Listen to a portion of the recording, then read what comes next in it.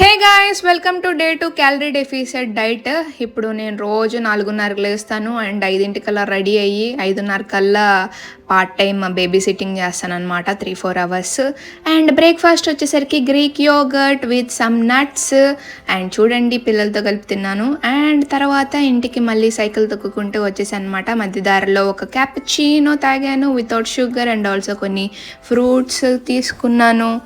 దాని తర్వాత చాలా అలసిపోయాను గాయస్, ఈ అండ మండిపోతుంది. అండ్ ఇంటికి వచ్చి కాసేపు లంచ్కి ముందు కొంచెం డ్యాన్స్ ప్రాక్టీస్ చేశాను అనమాట. It would be a good workout కదా.